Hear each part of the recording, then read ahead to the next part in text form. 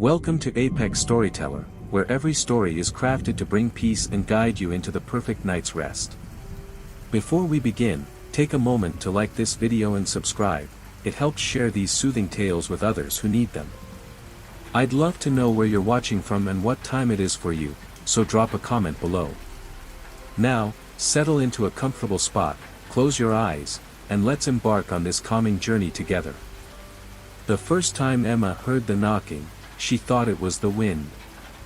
The second time, it sounded closer, too close. And by the third time, she realized it wasn't coming from the door at all. It was coming from inside the house. Chapter 1, The Knocking.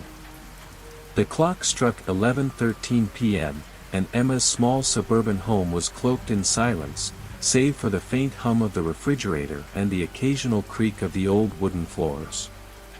She was curled up on the couch, scrolling mindlessly on her phone, the remnants of an unfinished cup of coffee cooling on the side table. Outside, the October wind howled, rattling the loose shutters. Her new neighborhood was supposed to be quiet, peaceful. A fresh start after the disaster of the past year, a bitter divorce and the countless nights she'd spent haunted by what-ifs. She had chosen this house for its charm, the picket fence, the cozy layout, and its location far from the chaos of city life. But lately, the house felt off. It started a week ago with subtle things. The bathroom mirror fogging up even when the shower wasn't running. A draft that seemed to come from nowhere, carrying with it the faint scent of mildew. The feeling that someone was watching her when she was alone in a room. She tried to ignore it, convincing herself it was just her mind playing tricks. She'd been stressed, after all. But tonight, as the wind outside grew louder, that uneasy feeling crept back, wrapping itself around her like a heavy blanket. And then it came, the knock. It was faint at first, almost imperceptible, like a branch tapping against the side of the house. Emma ignored it, telling herself it was nothing. But a few moments later, it came again. Louder. Knock. Knock.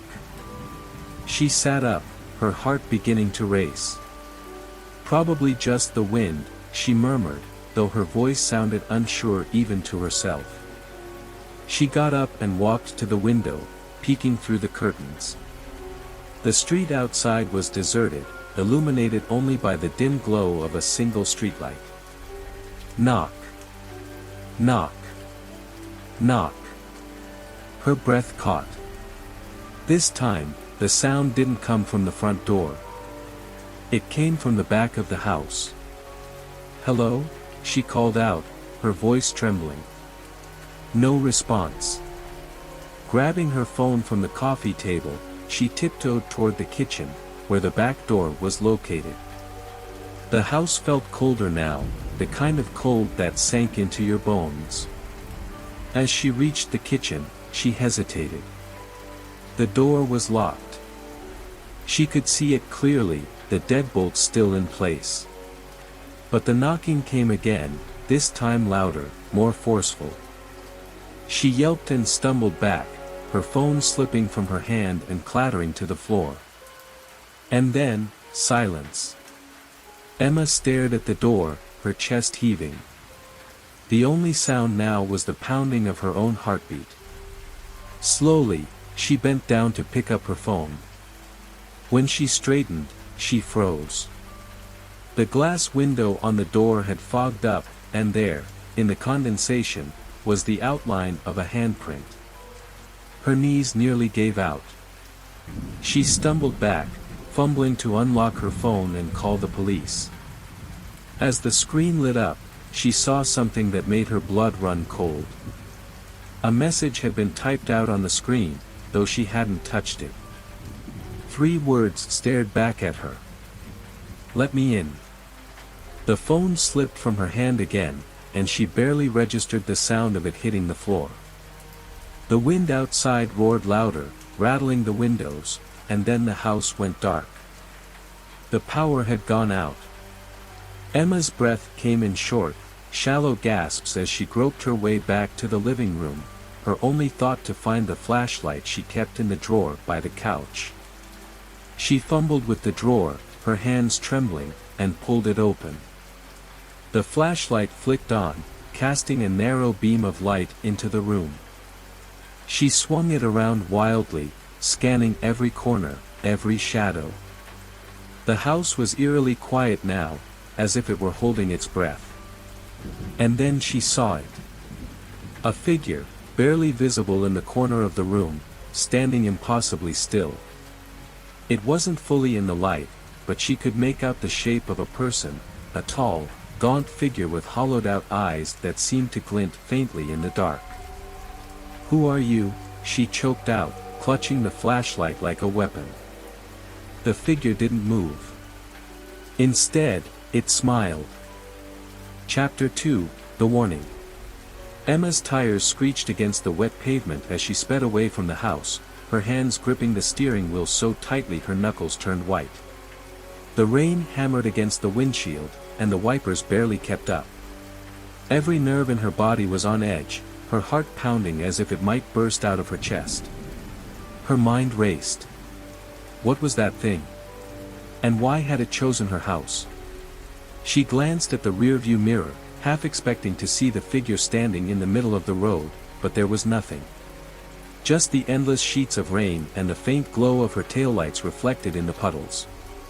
Her destination was clear, the police station. It was a few miles away, in the center of town. She didn't care if they thought she was crazy. She needed someone to believe her, someone to help. As she turned onto the main road, her phone buzzed in the passenger seat. She jumped, her nerves already frayed, and hesitated before picking it up. The screen was cracked from when she had dropped it earlier, but the message was clear. "Don't go back." Her stomach churned. The text wasn't from any number she recognized, it wasn't from any number at all. It was blank. She threw the phone down, focusing on the road ahead. The police station came into view, its fluorescent lights a welcome beacon against the darkness. She pulled into the lot, parked haphazardly, and ran inside, still drenched from the rain. The officer at the front desk looked up, startled by her appearance. "Ma'am, are you okay?" he asked, his tone cautious but concerned. There's someone in my house," Emma stammered, her words tumbling over each other. "Something. I don't know what it is, but it's not human." The officer's expression shifted slightly, a flicker of disbelief crossing his face. "Okay, let's start from the beginning. Take a deep breath. What happened?" Emma recounted everything, the knocking, the handprint, the figure, the messages. She tried to stay coherent, but the sheer terror of the night made it difficult. By the time she finished, the officer leaned back in his chair, his brow furrowed. "We'll send someone to check it out," he said, though his tone was skeptical. "Can you wait here for a little while?"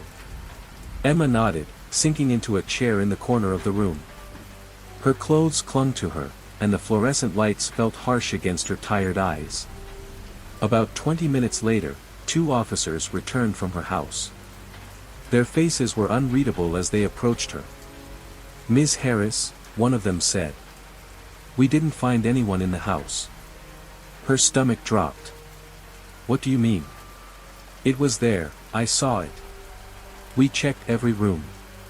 The doors were locked, and there were no signs of forced entry," the officer explained.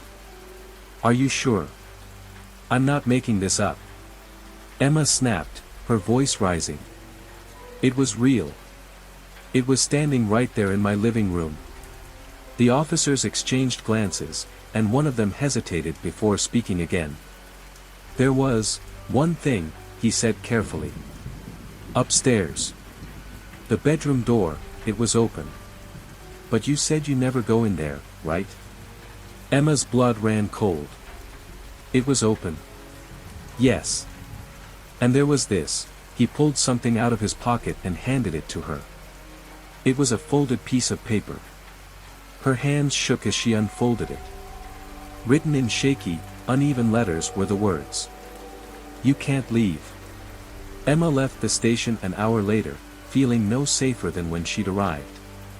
The officers had offered to let her stay in a holding cell overnight for her own protection, but the idea of being locked in a small room was too much.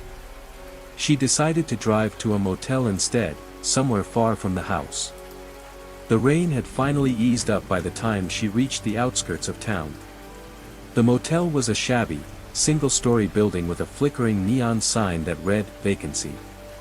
She parked and hurried inside, paying for a room in cash without asking too many questions.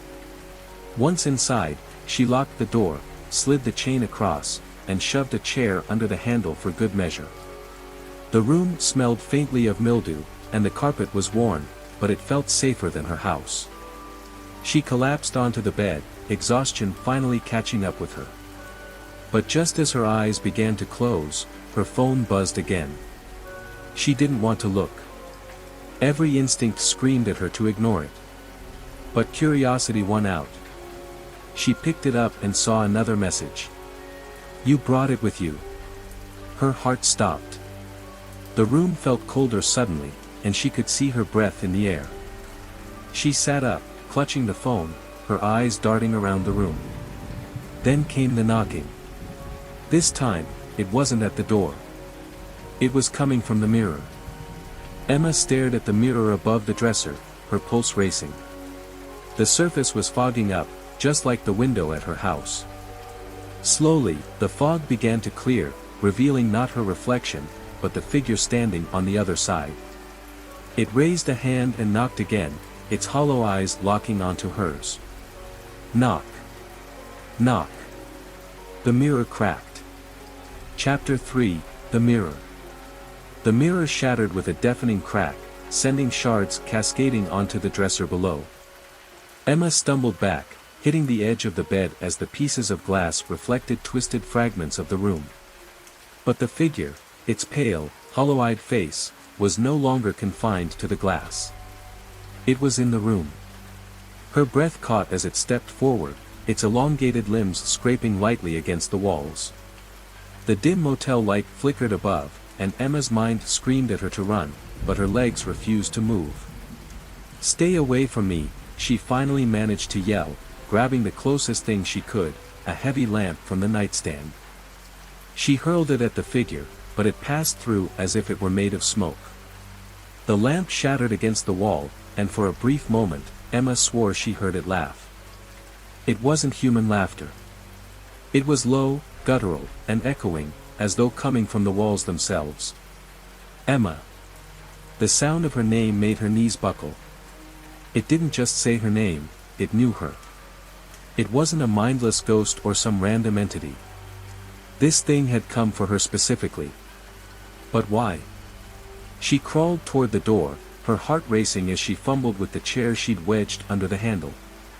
The figure didn't move to stop her, it only watched, its head tilting unnaturally as if amused by her desperation.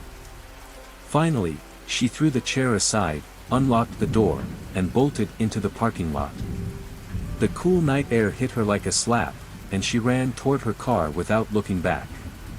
Her keys jingled in her trembling hands as she unlocked the car and threw herself inside, slamming the door shut. She started the engine and floored it, her tires screeching as she sped away from the motel. For a moment, she thought she was safe. The lights of the town were behind her, and the open road stretched ahead. But then, her rearview mirror began to fog. "No," she whispered, her voice trembling. She kept her eyes on the road, refusing to look. But the fog grew thicker, and she could feel it again, that oppressive, icy presence creeping into the car. Finally, she couldn't resist. She glanced at the mirror.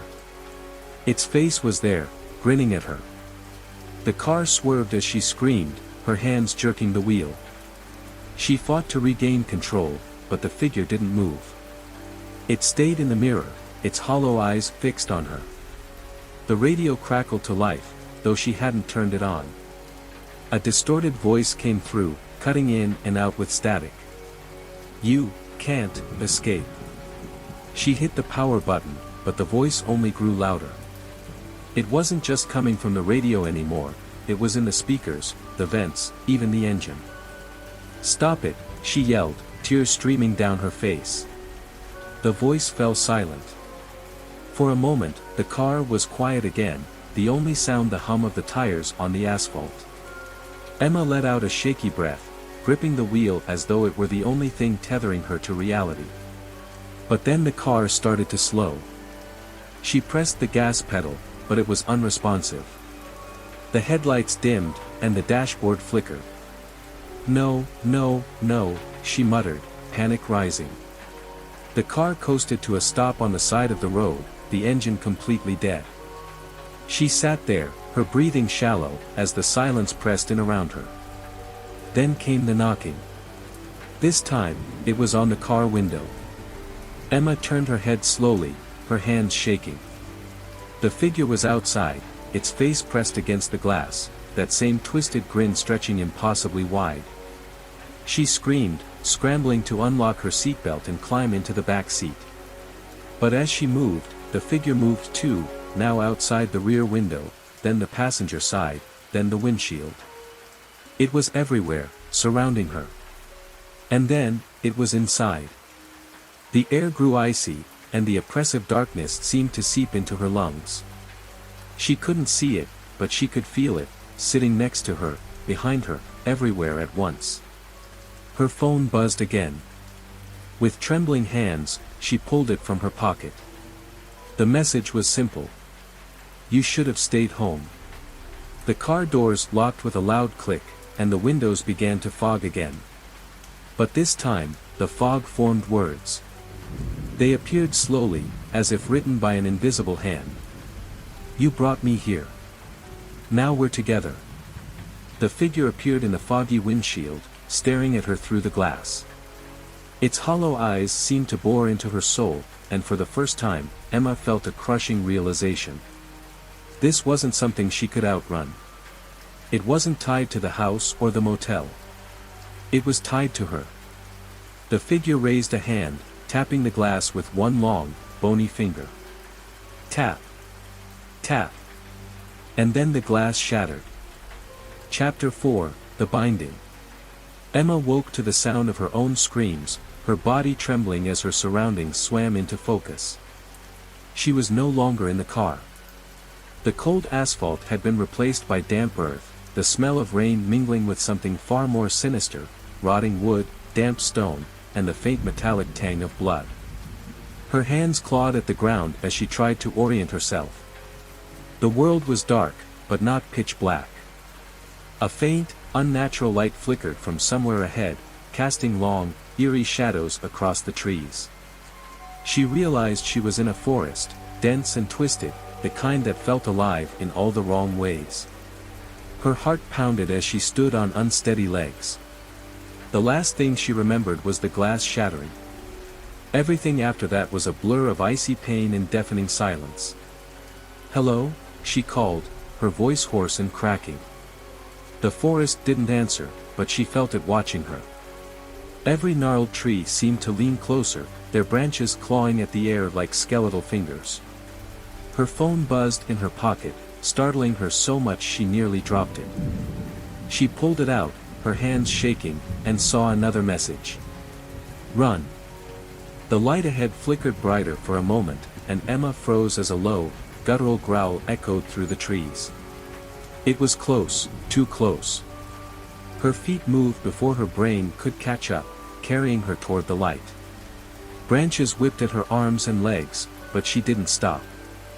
The growling grew louder, accompanied by the sound of something heavy crashing through the underbrush. "Leave me alone," she screamed, but the thing chasing her didn't respond. She burst into a clearing, her breath hitching at the sight before her. A cabin stood at the center, its windows glowing with that eerie light. The roof sagged, and the walls were covered in moss, but it was the only shelter she could see. Without thinking, she ran to the door and threw it open. Inside, the air was thick and oppressive, like stepping into another world. The walls were lined with strange symbols carved into the wood, their meaning alien and unsettling. A single table sat in the center of the room, and on it was a book, old, bound in cracked leather, and emitting a faint, unnatural glow. The door slammed shut behind her, and she whirled around, expecting to see the figure. But the cabin was empty. Her phone buzzed again. She didn't want to look, but she couldn't resist. "You shouldn't have come here." Her blood ran cold as the words on the phone began to distort, rearranging themselves until they formed a new message. "Look at the book." Emma turned her gaze to the table, her gut twisting. Everything about the book screamed danger, but she couldn't ignore it. She stepped closer, her breath fogging in the cold air, and reached out a trembling hand. The moment her fingers touched the leather cover, the cabin shifted. The walls groaned, the symbols glowing faintly as if alive. The light from the windows flickered violently, casting distorted shadows that danced like living things. The book opened on its own, the pages flipping rapidly before stopping on a page filled with jagged writing. The words were in a language she didn't recognize, but as she stared, they began to rearrange themselves into something she could read. "You are bound. You invited it in. Now it is yours to carry."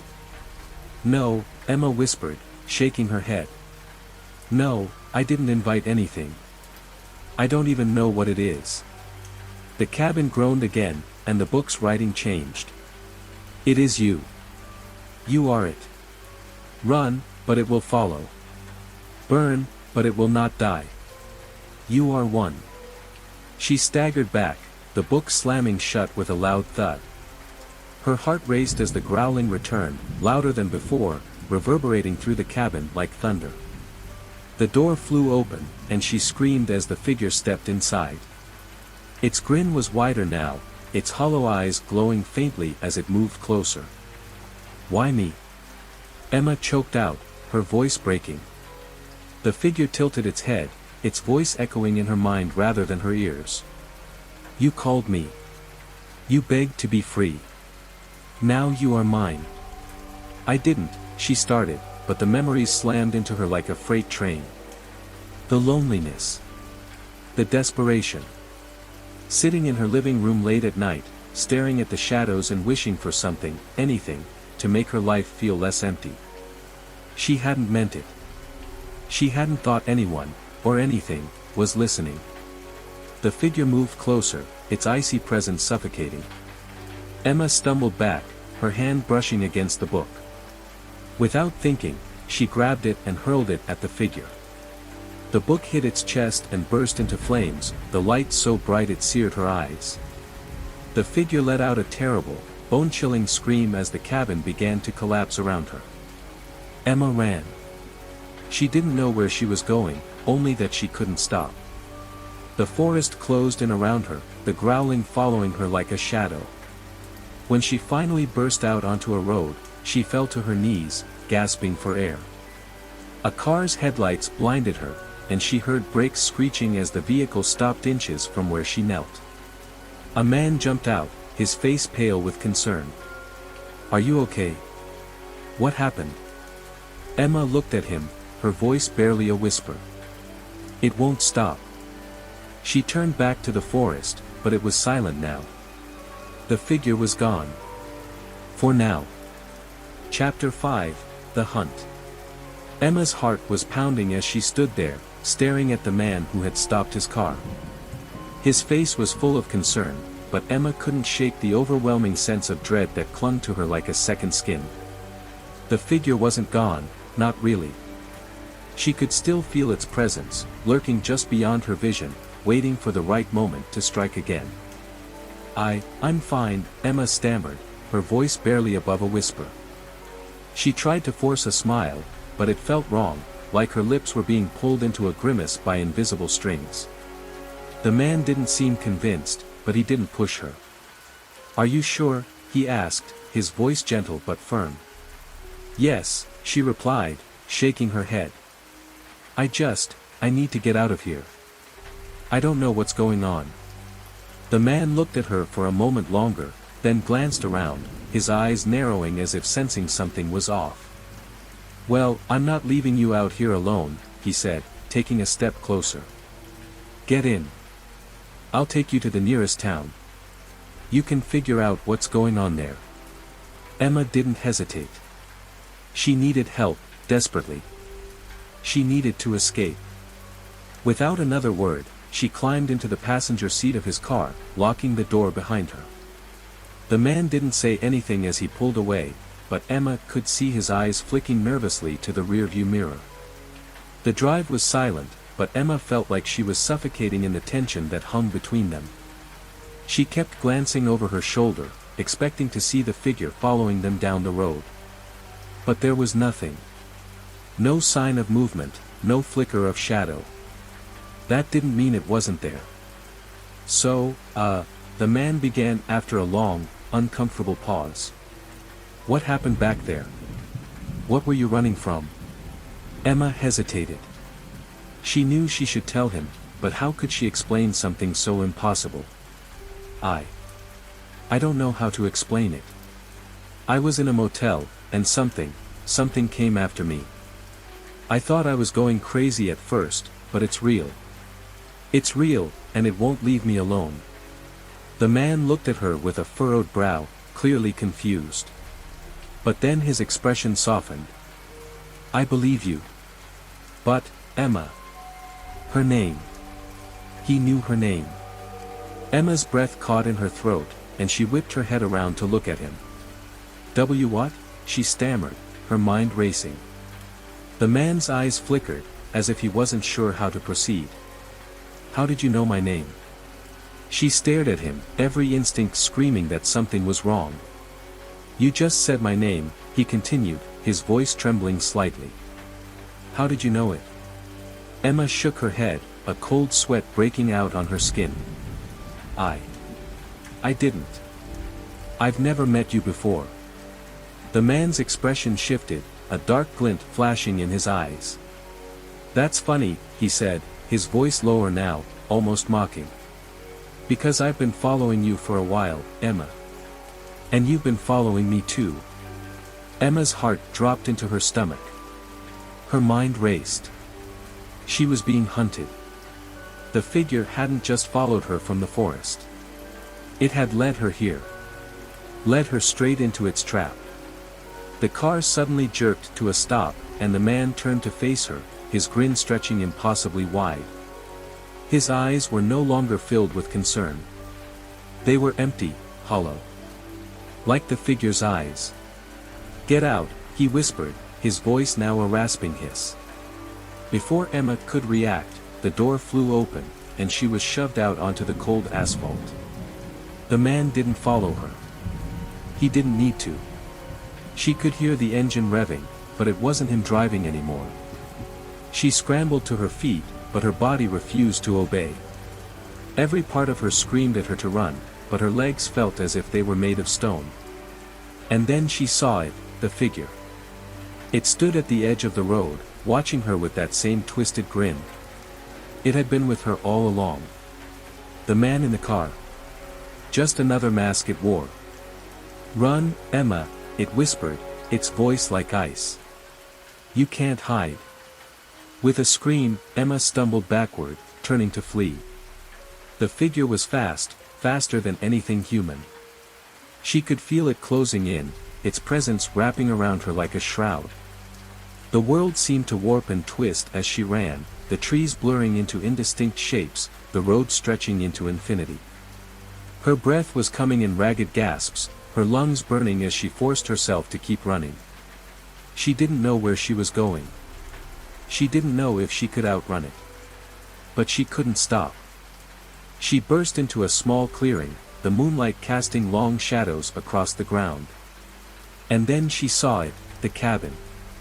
The same cabin. The same symbols carved into the walls. The same flickering light from the windows. It couldn't be. Emma's mind screamed for her to turn back, but her legs carried her forward, as though they were on their own mission.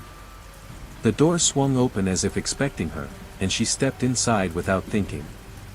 The air inside was thick with a familiar heaviness, and Emma knew in her bones that this was where it had all started. This was where the nightmare began, and this was where it would end. But as the door slammed shut behind her, she realized with a sinking dread that there was no escaping it. The figure was already inside. Chapter 6, The Echo. The door slammed shut behind Emma, and she spun around, her heart hammering in her chest. The cabin felt colder now, the air thick with a presence she could no longer deny. She didn't have to turn around to know it was there. She could feel it, creeping up her spine like icy fingers. The figure was here. She froze. For a moment, there was nothing but the sound of her own shallow breathing, echoing in the silence. But then, the walls groaned. The floorboards beneath her feet creaked as if the house itself was shifting, alive, aware of her presence. Emma. The whisper came from nowhere and everywhere, the voice low and guttural, seeping into her bones like a poison. It was the same voice, the same distorted rasp that had haunted her in the woods, on the road, in the car.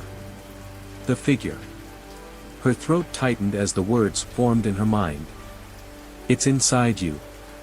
Her head snapped to the side as the floorboards groaned again. The walls seemed to pulse, the strange symbols etched into the wood glowing faintly. Emma couldn't tell if it was the cabin or something else making the air so thick. She had seen enough to know that whatever was happening wasn't just physical, it was a distortion of reality itself. I won't let you in, Emma whispered, her voice trembling. The cabin answered with a low rumble, the sound building in intensity. She could feel it. The air vibrating, thickening with something dark, suffocating. And then, she saw it. The figure was standing in the doorway, its outline barely visible in the shadows. Its eyes burned with that same otherworldly glow, its grin stretched wide, showing rows of jagged teeth that looked far too sharp to belong to anything human. But it wasn't just the figure anymore. There was something else behind it, something that had been growing, feeding off Emma's fear since the moment she set foot in this cursed place. You can't stop it, the figure said, its voice splitting the air like thunder. It didn't need to move, not yet. The air around it distorted, rippling like heat off a fire. The temperature in the room dropped dramatically. Emma's breath came out in visible puffs, her skin prickling with an unnatural cold. The walls seemed to press in around her, and the symbols etched into them began to glow brighter, pulsing with an eerie light. The cabin was alive with something far more ancient and malevolent than Emma could comprehend. Why me? She choked out, her voice barely above a whisper, barely holding back the panic that threatened to overtake her. The figure tilted its head, as if considering her question. For a moment, it stood perfectly still, its glowing eyes narrowing. Why not you? It replied, its voice a mockery of understanding. You called out, and I came. You sought answers to things that should never be known. You wanted more. You wanted a change. But what you found was me, and now, I am yours. Emma backed away, her mind reeling from the figure's words. What was it talking about? She hadn't asked for any of this. She hadn't asked for this nightmare, this thing that haunted her every step. But there had been that night, hadn't there? That night when she was alone in her apartment, staring at the empty walls, feeling like something was missing. She had whispered it in the dark, half joking, half serious, I just want something to happen. Something to break the monotony. Something real. Had it hurt her then? Had it been waiting? Suddenly, a shrill, piercing scream ripped through the air. Emma's hands shot to her ears, but it wasn't her scream, it wasn't even the figure's. The scream came from the very walls themselves, as though the cabin itself was screaming, pleading, as if the entire house had been built on a foundation of lost souls. The ground beneath her feet trembled, and Emma stumbled, her head spinning as a deep, guttural sound began to reverberate through the floorboards. No, this wasn't just about her anymore. Her thoughts were interrupted by a sudden flicker of light. She turned, desperate for some sign of escape, but all she saw was the flickering flame of a candle. It burned in the center of the room, its tiny flame casting long, dancing shadows. And then, she realized, the shadows were moving. The walls around her warped and stretched, the shadows twisting into shapes she couldn't understand, impossible shapes that reached toward her, yearning to pull her into the dark. "Get out," Emma whispered, her heart pounding in terror. She reached for the door, but before she could touch the handle, it slammed shut in front of her. The force of it rattled the entire cabin, shaking the walls. "No! Let me out," she screamed, throwing herself against the door, but it wouldn't budge. The figure was close now, too close. She could feel it, its breath, icy and putrid, on the back of her neck. "You should have stayed away," the figure hissed, and suddenly, Emma was paralyzed, unable to move or speak. She was frozen in place, held captive by its power. She looked at the walls again. The symbols were glowing brighter, and now, they were moving, twisting in on themselves, as though they were alive, seeking her out. She realized with sickening clarity, the cabin wasn't a shelter. It was a prison. And she was its prisoner. The figure moved closer, its grin widening, its eyes glowing brighter than ever. "You wanted answers. Now you'll have to live with them." The words hit her like a physical blow, and Emma felt something snap inside her, something deep and primal. The terror she had been suppressing broke free in a flood of emotion. She could feel it now, her desperation, her helplessness, her horror. And she knew, with an inescapable certainty, that she would never escape. Not unless she made a choice. But what choice was there? Chapter 7, The Choice. The world around Emma began to collapse. The symbols on the walls of the cabin were no longer mere carvings, they were alive, twisting, turning in grotesque patterns, coiling around her like serpents closing in for the kill. The light from the candle flickered violently, casting eerie shadows that danced on the walls. She could hear the whispering voices again, but now they were louder, urgent, frantic. They seemed to echo in her head, filling her mind with 1,000 unspoken fears. "Run," they whispered. "Fight." Emma wanted to scream, but no sound escaped her lips. She was trapped. The figure stood just a few feet away from her, its presence suffocating, its grin widening like a chasm that would swallow her whole. The air grew colder, a biting chill sinking into her skin. It was getting harder to breathe. She could feel the figure's breath, foul and suffocating, in the air around her.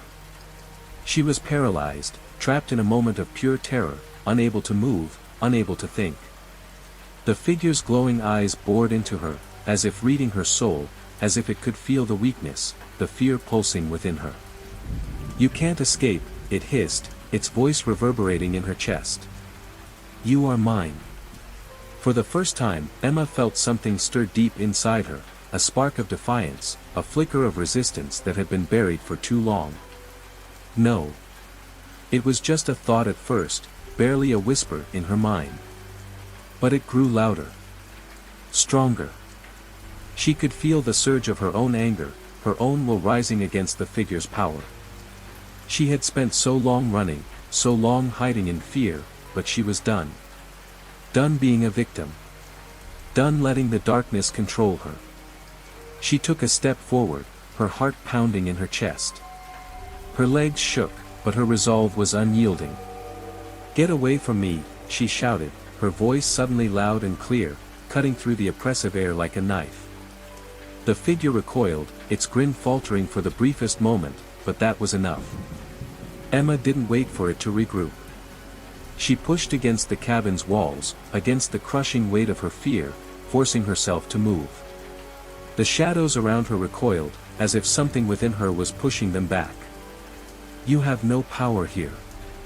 Emma shouted again, her voice growing stronger. The air around her shimmered, and the walls seemed to quiver as if reacting to her newfound strength. The figure snarled, its eyes flashing with rage, but Emma wasn't afraid anymore. She could feel the energy around her, the pulse of the cabin itself, and she knew one thing: the figure had only as much power as she allowed it. "You're not real," she whispered, as if the words themselves could destroy it. And something inside the figure cracked. The walls groaned in protest as the figure began to fade, its form flickering like a broken reflection.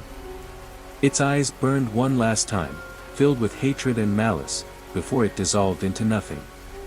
The shadows that had clung to Emma evaporated, leaving her standing alone in the silence. For the first time since this nightmare had begun, Emma felt calm. She collapsed to her knees, gasping for breath, as the weight of what had just happened crashed down on her. She had fought back. She had won. But as the silence settled in, she realized something chilling: the victory didn't feel real. Emma looked around the cabin, now eerily still, and something in her gut twisted. She wasn't alone. The air was too still, too quiet. And then, from the corner of the room, she heard it, the faintest whisper, almost too soft to hear. "Is it over, Emma?" Her blood ran cold.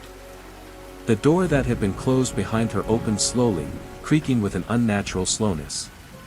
Emma stood, her legs trembling, as she turned to face the door.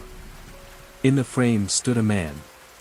The same man who had picked her up from the side of the road. The one who had tried to help. His face was expressionless, his eyes empty. "You're mine now, too," he said, his voice no longer human. Emma's heart stopped. She knew then, with horrible clarity, that the figure hadn't been defeated. It had simply found a new vessel. The man had been part of it all along, a pawn in a game much older than either of them. She had never truly escaped. But there was one thing she could do. Emma turned away from the man and ran, her feet pounding against the floorboards as she sprinted out the door. She didn't know where she was going or what she was running from. All she knew was that she couldn't stop. Because it wasn't just the figure that was after her. It was the darkness itself. And now, it had found her. "If you find this message, don't come looking for me. Please. Just let me go." The voicemail arrived at 3:17 a.m., shaking Jake's quiet world. It wasn't just the words that disturbed him, it was the voice delivering them. It was his sister, Mia, missing for 3 years and presumed dead. Chapter 1, The Call in the Night. Jake Matthews wasn't the type to believe in ghosts, but the past few years had tested even his strongest convictions. Living alone in a modest townhouse on the outskirts of Seattle, his life was a far cry from what it once had been. There was no bustling family to fill the empty spaces, no laughter echoing through the halls. Just silence. That was how he preferred it now, until the silence was broken. The phone call came at exactly 3:17 a.m. Jake had been deep in sleep, the kind of sleep you only achieve after an exhausting day. The shrill ringtone jolted him awake. He fumbled for his phone on the nightstand, barely able to pry his eyes open. When he saw the unknown number, he almost let it ring out. But something about the time, the eerie stillness of the house, compelled him to answer. "Hello." His voice was groggy, laced with irritation. There was no response at first, just a faint crackling sound, like the line wasn't clear. Then, a voice he hadn't heard in 3 years. "Jake, it's me." His heart stopped. He bolted upright in bed, gripping the phone so tightly his knuckles turned white. It couldn't be. "Mia," he whispered, barely able to force the name past his lips. There was a pause, and then she spoke again, her voice trembling. "Don't come looking for me. Please. Just let me go." The call ended abruptly. Jake stared at the screen, the call-ended message mocking him. His sister had been missing for 3 years. No leads, no suspects, no closure. Just gone.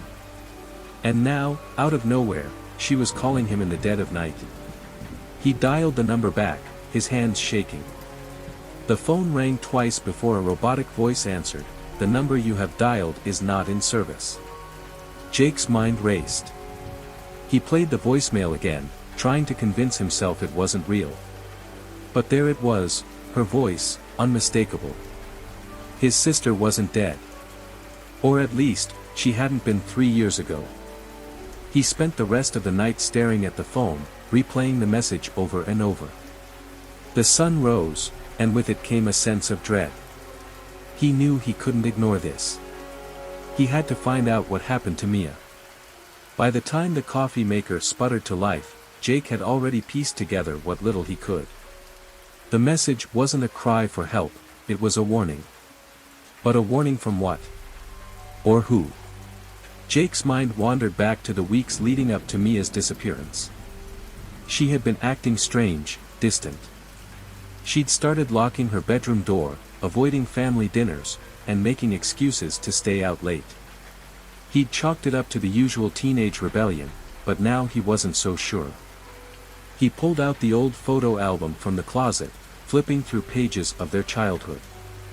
There she was, smiling back at him with her messy blonde hair and oversized glasses. The photo was taken at their grandparents' cabin in Oregon, one of their favorite summer spots. That cabin was the last place they'd all been together before everything fell apart. And that's when it hit him. The cabin. Jake hadn't been back there since the day they found Mia's car abandoned on a nearby road. The police had searched the area but came up empty-handed. It was as if she had vanished into thin air. Grabbing his jacket and car keys, Jake made a decision. He didn't care what the voicemail said. If there was even a chance that Mia was alive, he had to find her. The drive to Oregon was long and uneventful, but Jake's mind was anything but calm. Every mile brought more questions, more doubts. Was he chasing a ghost? What if this was some sick joke? By the time he reached the cabin, the sun was setting, casting long shadows across the forest. The place hadn't changed much. The wooden porch creaked under his weight as he stepped onto it, and the faint smell of pine needles filled the air. Jake pushed the door open, half expecting it to be locked. It wasn't. The inside was just as he remembered, rustic and cozy, with a stone fireplace and mismatched furniture. But something felt off. There were no signs of life, no footprints in the dust. And yet, he couldn't shake the feeling that he wasn't alone. As he moved through the cabin, he noticed small details that didn't add up. The dining table had a fresh scratch, as if someone had dragged something heavy across it. The fridge, though empty, had a faint hum, indicating it had been used recently. In the back bedroom, Jake found something that made his blood run cold, a photograph pinned to the wall. It was a picture of him and Mia, taken years ago, but someone had crossed out his face with a thick black marker. He backed away, his pulse racing.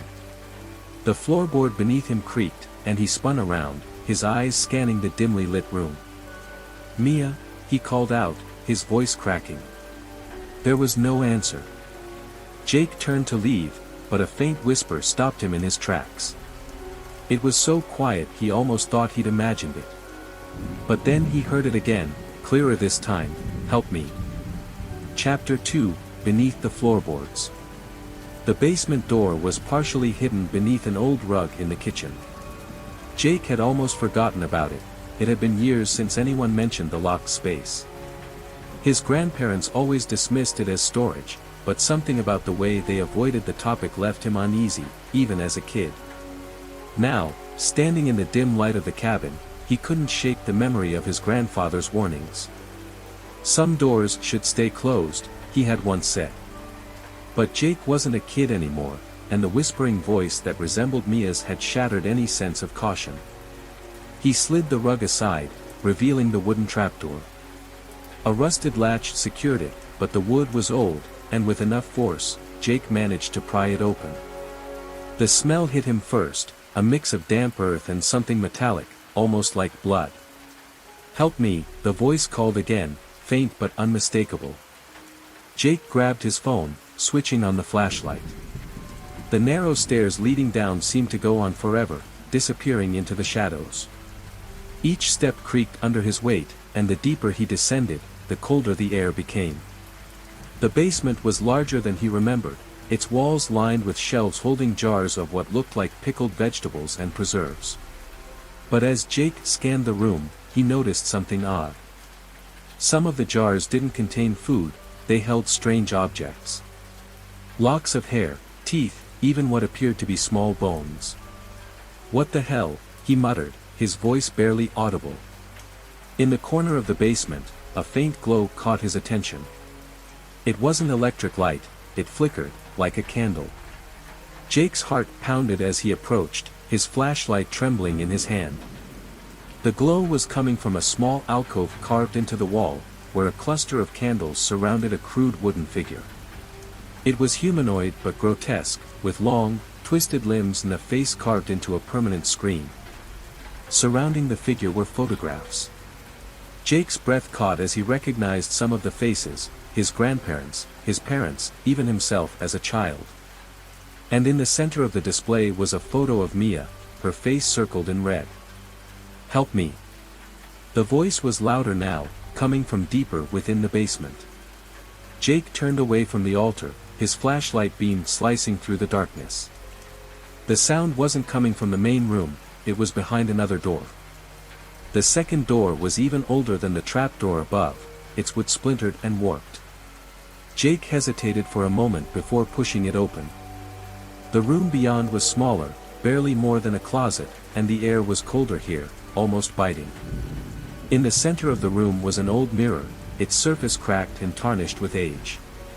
Jake's flashlight reflected off it, creating a strange, distorted glow. "Mia," he called, stepping closer. The reflection in the mirror wasn't his own. Jake stumbled back, his heart hammering in his chest. The figure staring back at him was twisted, its features almost human but not quite. The thing in the mirror had hollow eyes and a mouth that stretched too wide, curling into a grin that made Jake's stomach churn. Then it moved. Jake fell back against the wall as the figure in the mirror reached out, its long, skeletal fingers pressing against the glass. He could hear its nails scratching the surface, a sound that made his skin crawl. "Jake," it whispered, its voice a horrible mimicry of Mia's. "You shouldn't have come here." What are you?" Jake stammered, his voice barely above a whisper. The thing didn't answer. Instead, it pressed its face closer to the glass, its grin widening. And then, in one swift motion, it slammed its head against the mirror. The glass cracked further, spiderweb fractures spreading out from where its face had struck. Jake scrambled to his feet, backing away.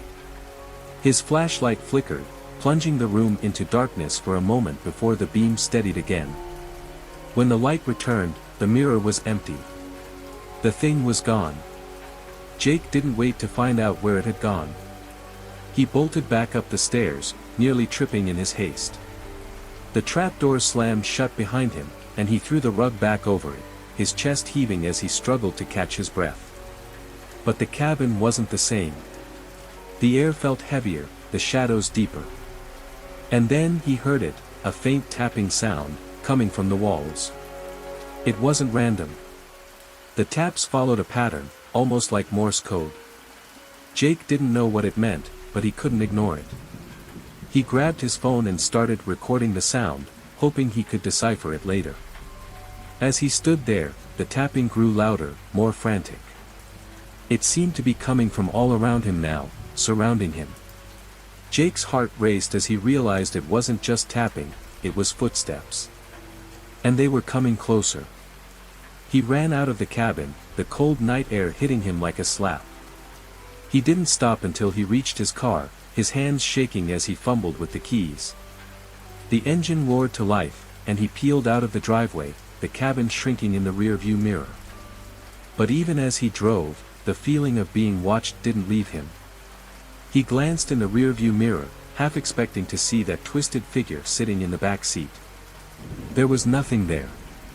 But then his phone buzzed. He looked down, expecting a notification from his voicemail or a message. Instead, it was a photo. A photo of him, taken just moments ago, standing in the basement in front of the mirror. Chapter 3, The Watchers. Jake's knuckles turned white as he gripped the steering wheel, his eyes darting between the road ahead and the photo on his phone. The cabin was miles behind him now, swallowed by the darkness of the forest, but the photo refused to leave his mind. How could it exist? Who had taken it? The same chill that had filled the basement seemed to seep into the car, despite the heater blasting at full force. He tried to convince himself it was a prank, a cruel trick of some kind. Maybe Mia was alive, and this was her way of reaching out. Or maybe the thing in the mirror was playing games with him. The road stretched endlessly, flanked by towering trees that seemed to lean closer with each mile. His phone buzzed again. Another photo. This one showed his car, snapped from behind as if someone, or something, was following him. Jake slammed on the brakes, his car skidding to a halt. He leaned out of the window, shining his flashlight into the dark woods. Nothing.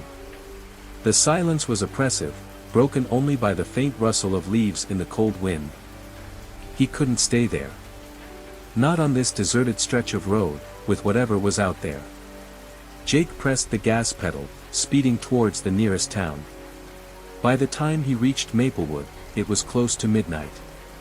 The small town seemed lifeless, its streets empty, save for the occasional flicker of a street lamp. Jake parked outside a diner, the neon sign buzzing faintly above the entrance. The warmth inside was a stark contrast to the chill that had followed him.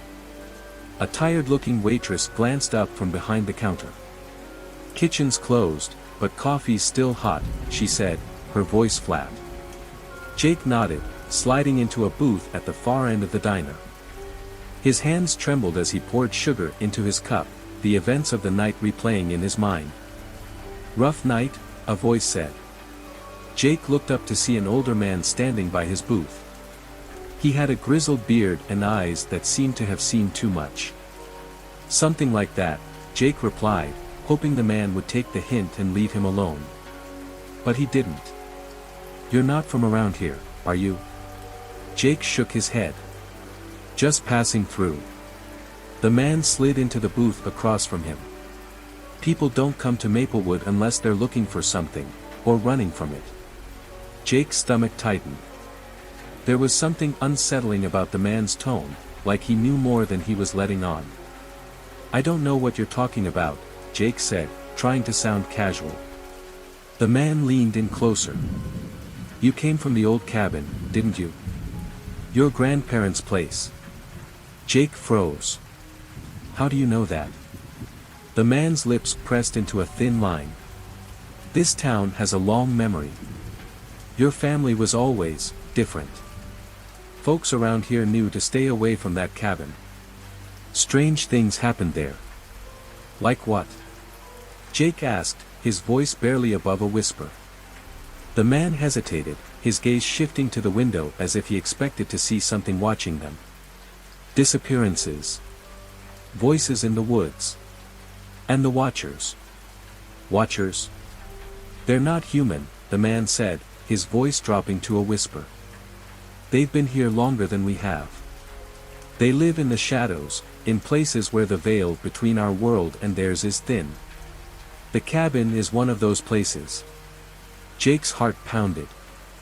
"What do they want?" "No one knows," the man replied. "But they're drawn to fear, to desperation. If they've marked you, there's no escaping them." Jake didn't sleep that night. He rented a room at a dingy motel on the edge of town, but every creak and groan of the old building made his skin crawl. He kept his phone within reach, its screen illuminating the darkness. The photos haunted him. No matter how many times he deleted them, they reappeared in his gallery. The worst was the last one, a shot of him sleeping in the motel bed. But Jake hadn't slept. He paced the room, his mind racing. The man at the diner had called them Watchers, but what were they really? Spirits? Demons? He needed answers, and there was only one person who might have them, his grandmother. The nursing home was on the outskirts of Maplewood, a sprawling, sterile building that smelled of disinfectant. Jake hadn't visited in years, not since his grandfather's funeral. When he entered her room, she was sitting by the window, staring out at the gray morning sky. Her once vibrant eyes were clouded with age, but when she turned to look at him, there was a spark of recognition. "Jake," she said softly. "You've come back. I need to ask you something," he said, wasting no time. "About the cabin." Her expression darkened. You shouldn't have gone there. Why not? What's in the basement? What are the watchers? His grandmother sighed, her frail hands trembling as she reached for a glass of water. It was your grandfather's mistake. He thought he could control them. But some things aren't meant to be understood, Jake. The watchers aren't bound by the same rules as us. They're ancient, older than the trees and the rocks. They feed on fear, on weakness. What do they want with me? Jake asked, his voice breaking.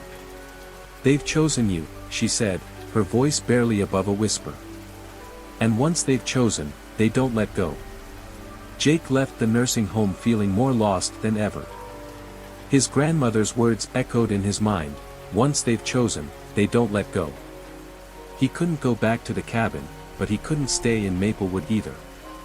The watchers were everywhere, in the shadows of the trees, in the corners of his vision. No matter how fast he drove or how far he went, the feeling of being watched never left him. That night, as he lay in another cheap motel, his phone buzzed again. This time, it wasn't a photo. It was a video. His hands shook as he pressed play. The screen showed him, standing in the basement of the cabin, staring into the cracked mirror. But it wasn't him, it was the twisted reflection from before, grinning with that inhuman smile. The video ended with a single message. Come back. Chapter 4, The Basement's Call. Jake's car roared down the highway, its headlights cutting through the inky blackness of the rural roads. He tried to ignore the phone lying on the passenger seat, its screen dark now but no less haunting. Come back. The message felt like a command, a demand from something far beyond his understanding. He told himself he wouldn't do it. He couldn't. The cabin was a nightmare he had barely escaped, and going back would be like walking into a lion's den after seeing its teeth.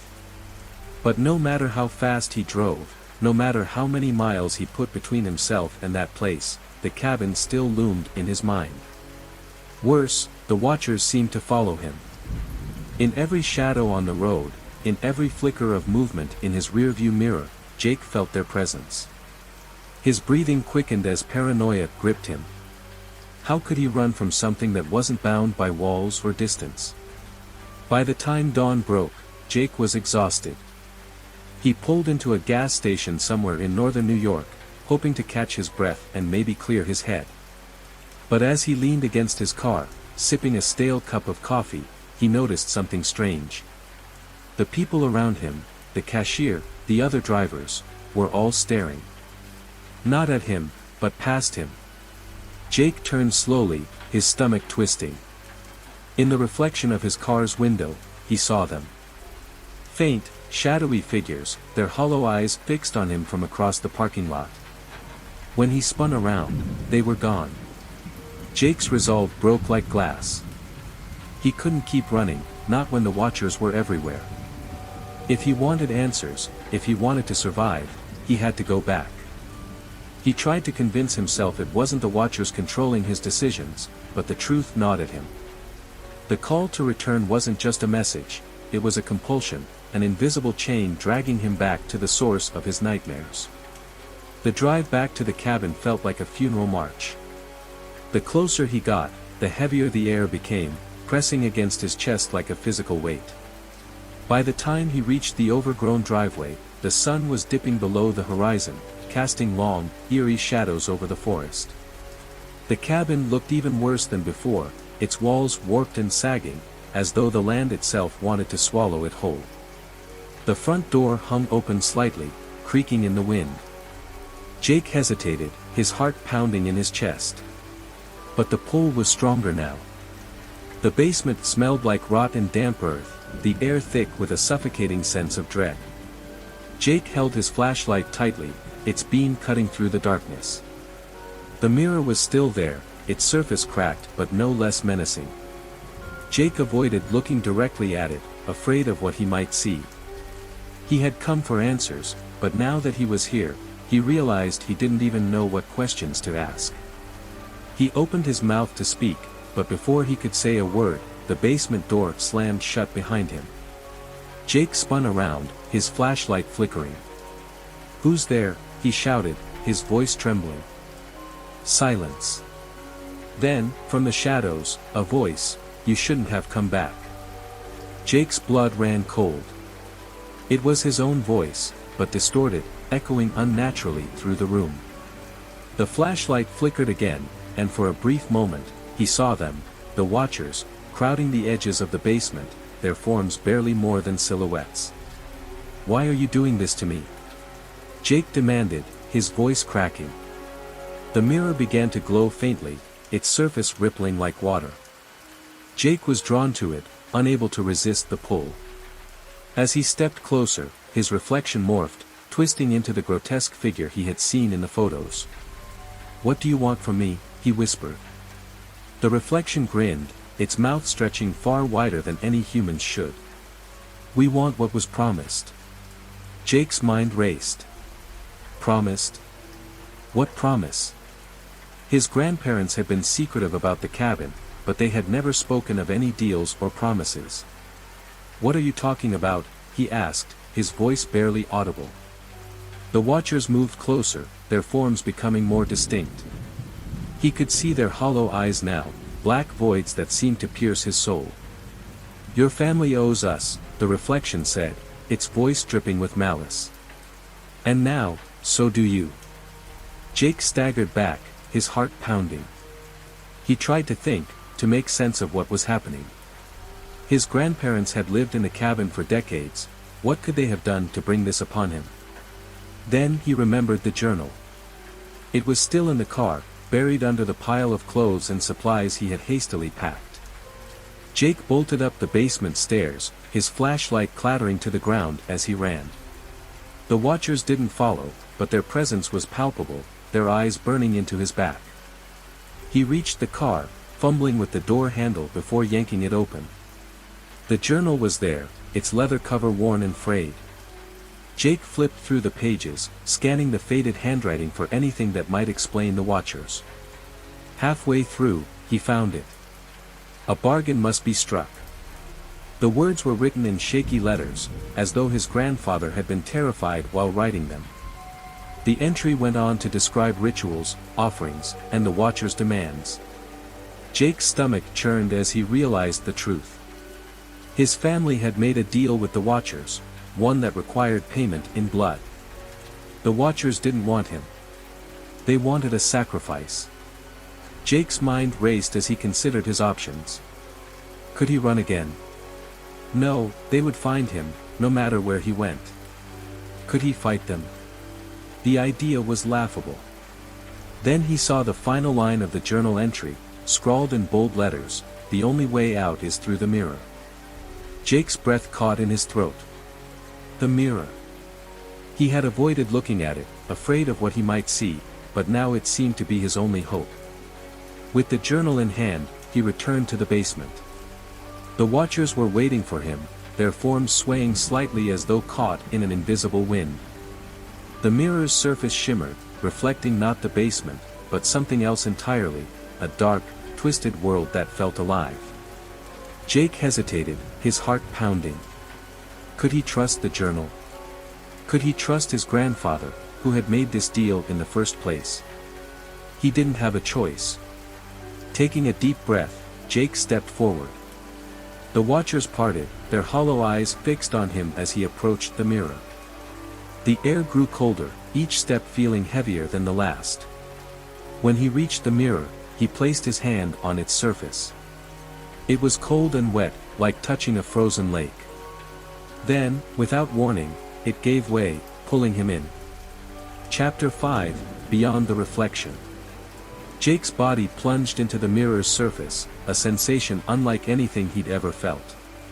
It wasn't like stepping through water or air, it was as if the world around him ceased to exist, and he was floating in a cold, boundless void. His screams were swallowed by the emptiness. Then came the fall. It was endless, a dizzying descent through darkness. Jake's mind spun as faint whispers surrounded him, voices overlapping in a chaotic symphony. Some were angry, some mournful, and others pleaded desperately. He clamped his hands over his ears, but the voices grew louder, burrowing into his thoughts. Suddenly, Jake hit solid ground. The impact knocked the wind out of him, and for a moment, he lay motionless, gasping for air.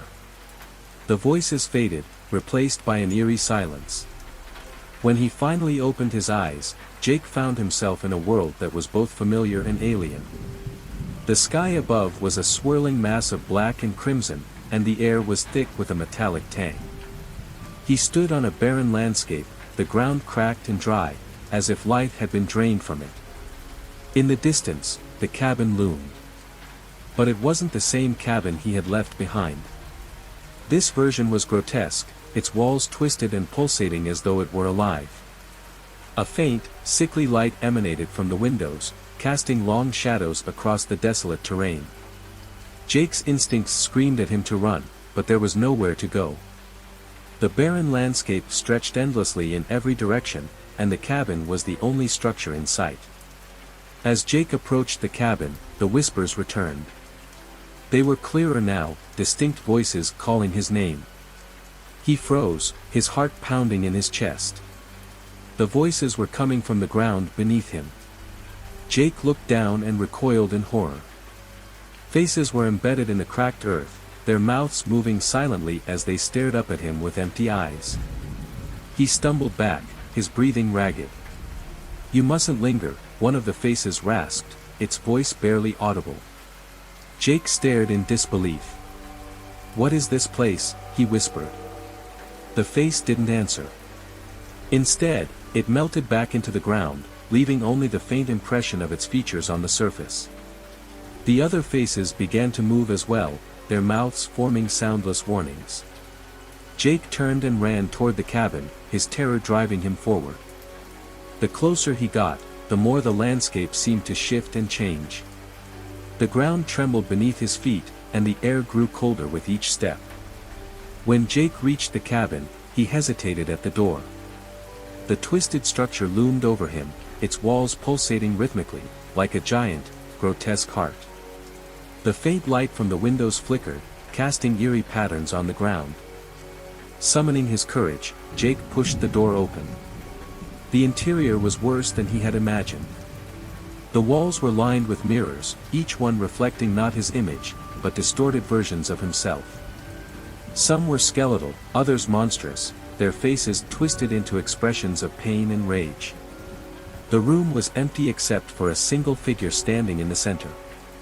It was his grandfather, or at least, it looked like him. The figure turned slowly, its eyes glowing with an unnatural light. "Jake," the figure said, its voice a chilling echo. Jake took a step back.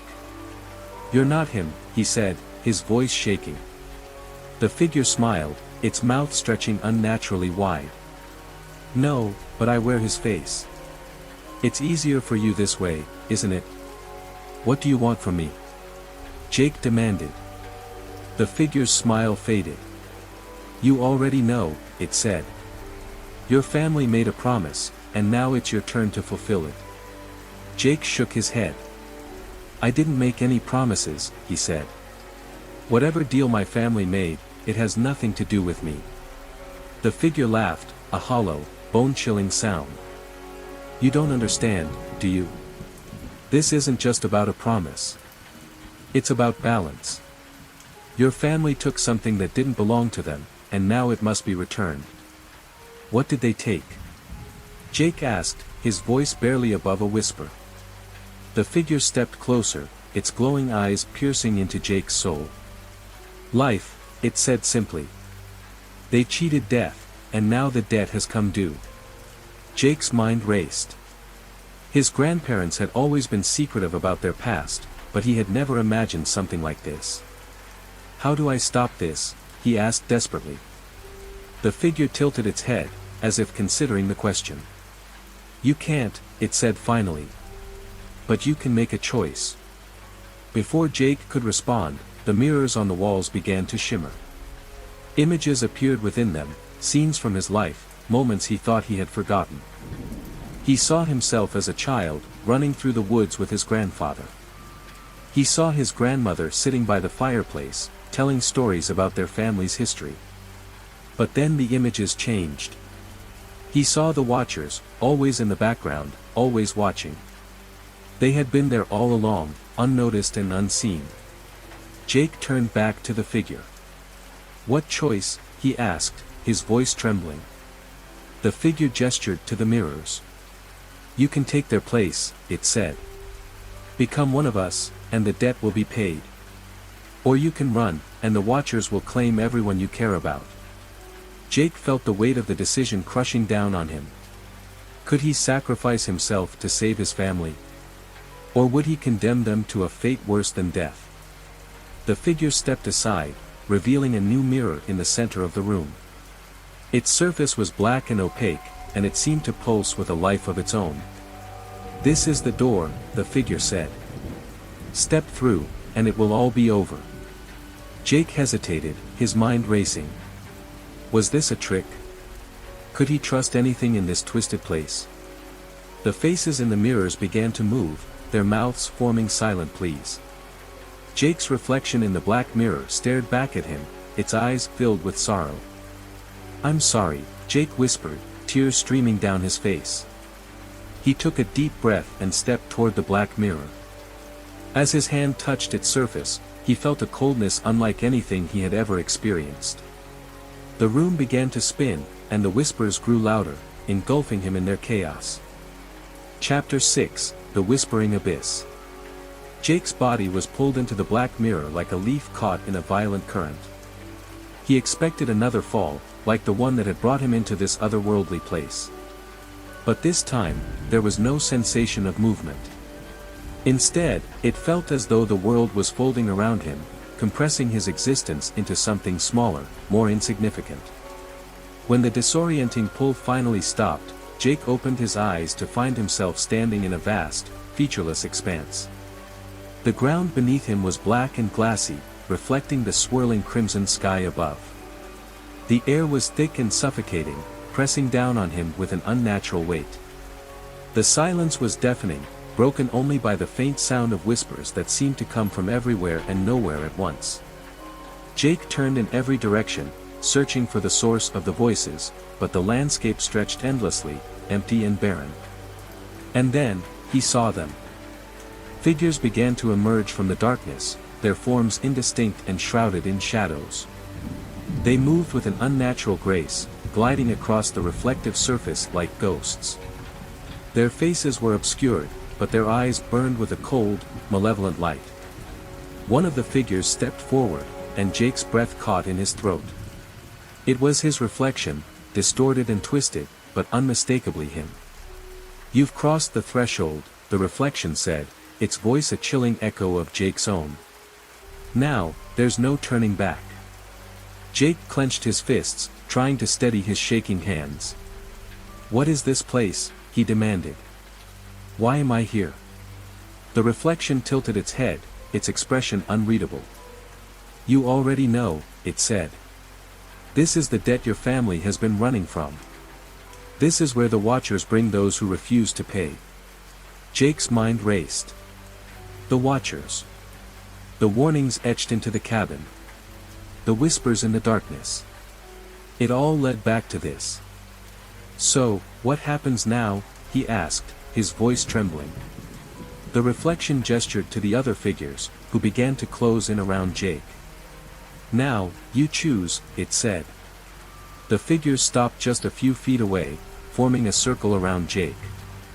One by one, they reached out their hands, offering him objects that glowed faintly in the dim light.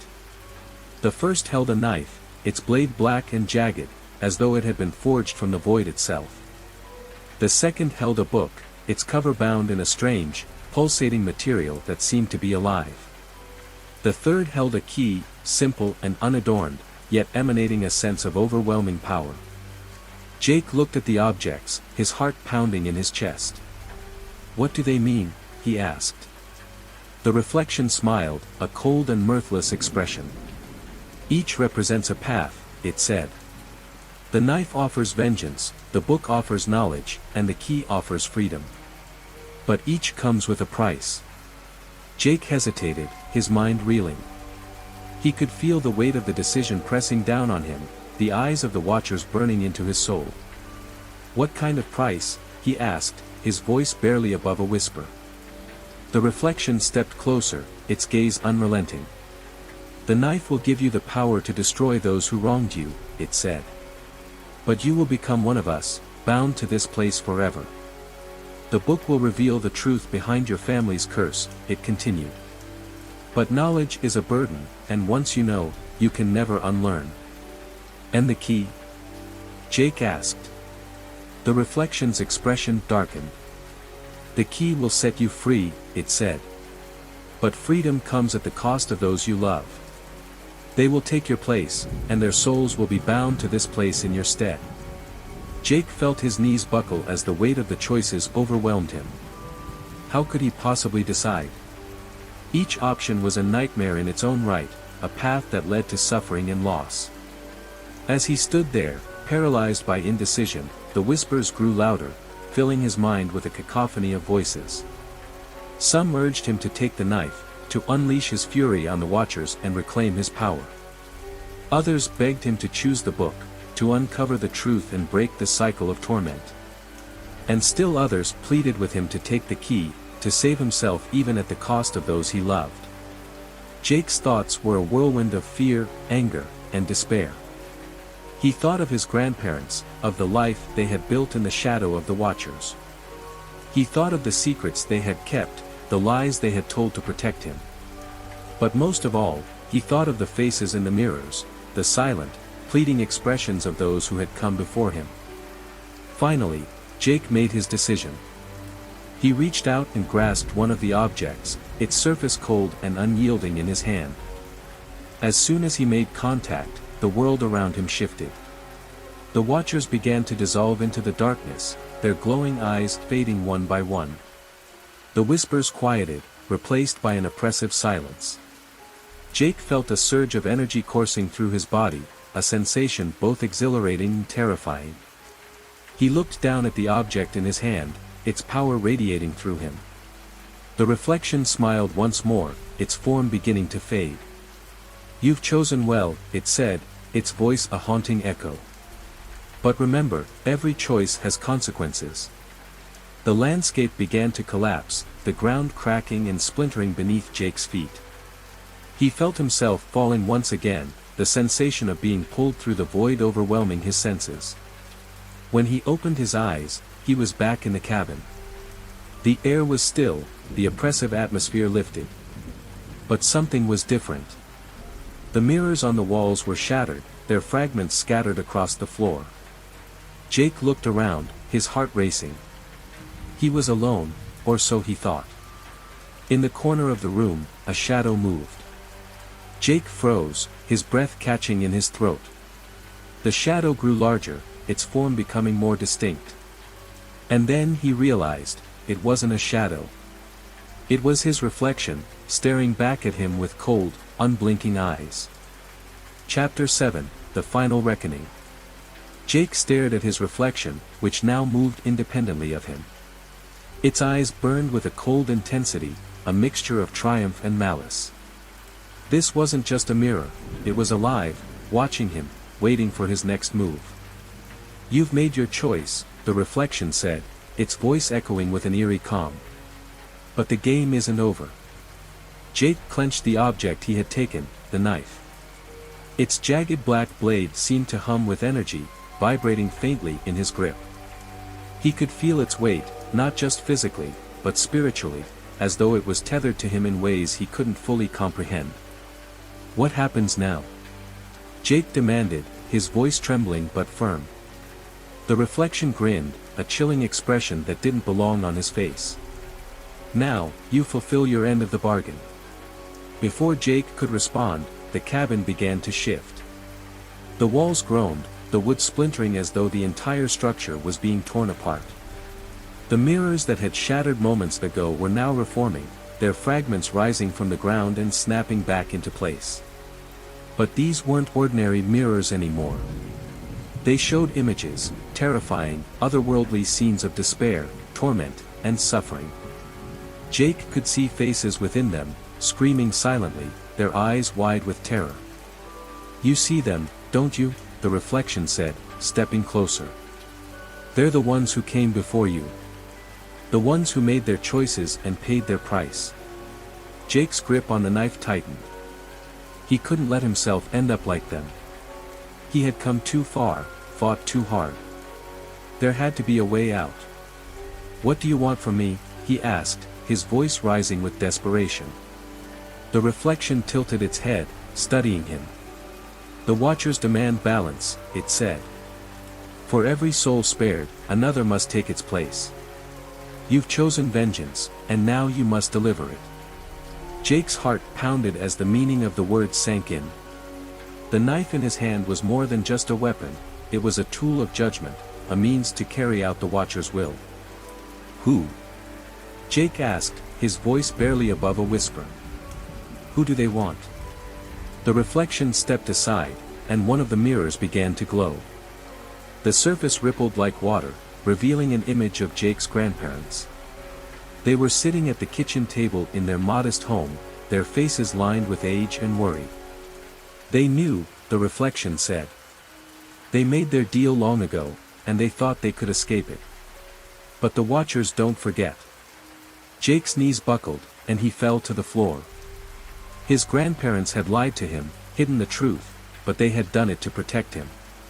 Could he really condemn them for that? "No," he said, shaking his head. "I won't do it. I won't hurt them." The reflection's grin widened. "You think you have a choice? The Watchers demand payment, and if you won't deliver it, they'll take it themselves." The cabin erupted into chaos. The mirrors shattered once more, and from the shards emerged the Watchers. Their forms were grotesque, a horrifying amalgamation of shadow and flame, their eyes glowing with an unholy light. Jake scrambled to his feet, the knife clutched tightly in his hand. He could feel its power coursing through him, urging him to act. The Watchers advanced, their voices filling the air with a deafening cacophony of whispers and screams. Jake's mind raced. If he didn't act, his grandparents would be taken. But if he did, he would be no better than the monsters that surrounded him. In that moment, he realized there was another option. The Watchers demanded balance, but they didn't specify whose soul had to be given. Jake took a deep breath, his grip on the knife steadying. He looked at his reflection, meeting its gaze with a newfound determination. If someone has to pay, then it'll be me.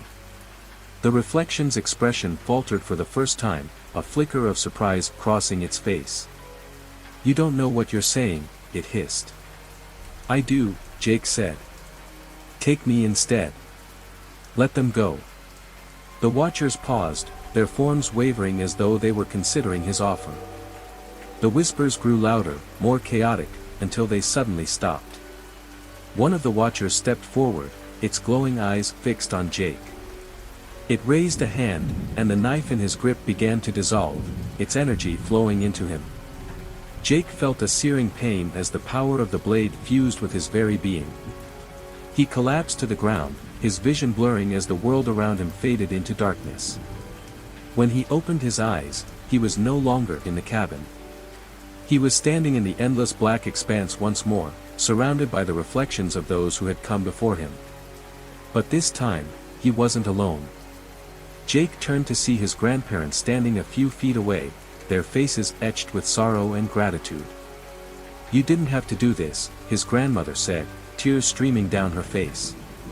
Jake managed a weak smile. "It was my choice," he said. "And I'd make it again." The Watchers began to close in, their forms swirling around Jake like a storm. He could feel their power pulling him into the abyss, but he didn't resist.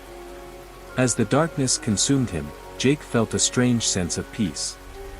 He had broken the cycle, spared his family, and faced his fears head-on. And in that final moment, he realized that sometimes, the scariest thing of all is not the monsters we face, but the choices we make to protect the ones we love. As the screen fades to black, a single line of text appears. "What would you sacrifice for the ones you love?" Then, Jake's voice is heard.